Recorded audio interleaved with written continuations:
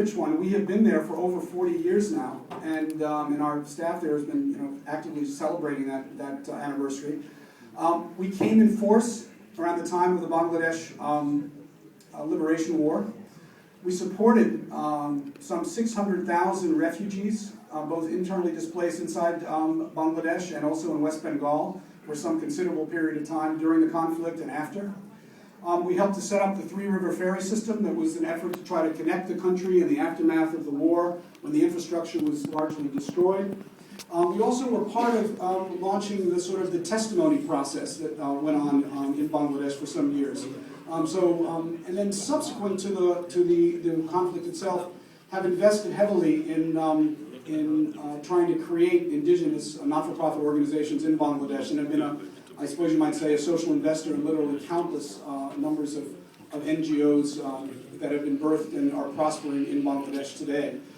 Over the years, we've been working side by side with government and with NGOs in responding to major emergencies, the 1991 hurricane, the Rohingya crisis on the border with Burma, the more recent hurricanes on the south coast in the Sundarbans, and so we've stood beside and worked closely with Bangladeshis, both in government and the civil society sector, for literally decades.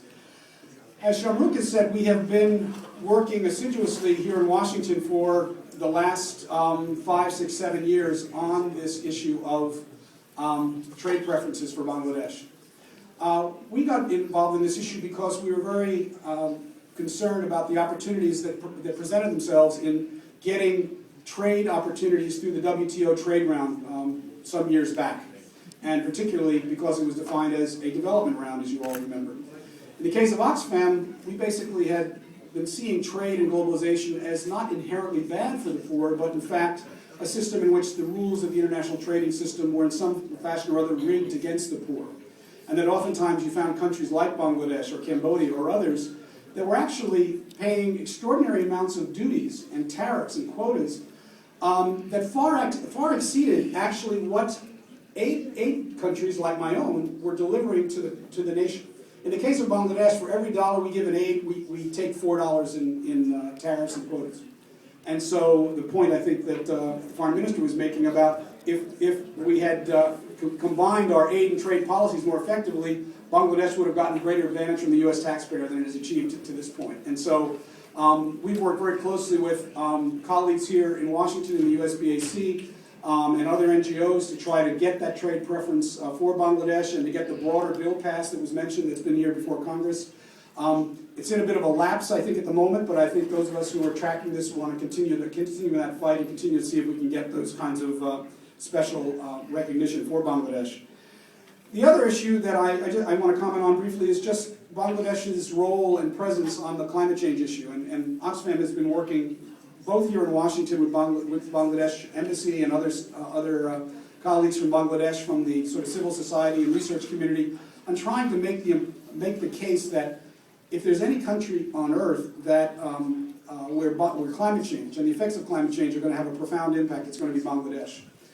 In my role earlier, in 1991 with the Ford Foundation, I was in the position of actually funding the first study on impacts of climate change on Bangladesh in 1991-92 with the University of East Anglia, the North American Atmospheric, NOAA here in the United States, the Atmospheric Administration that tracks our weather patterns and does research on these issues, as well as several other universities. And one of the things that we saw as a consequence of that research back even in 1991-92, and these we were postulating somewhat modest scenarios, was that under a sea rise scenario, Bangladesh could lose anywhere from 15 to 20 to, in the worst case scenario, 30% of its landmass, in which case you would have a massive population displacement. And we all know that Bangladesh has one of the highest population densities on Earth, equivalent to Harlem here in the United States. And so this is really dramatic. And it would also involve dramatic changes, perhaps also in cropping patterns in the country. So even as early as those early 90s, Bangladesh was beginning to take action on this. And there are some very prominent scientists from Bangladesh who have been leading the international cause and trying to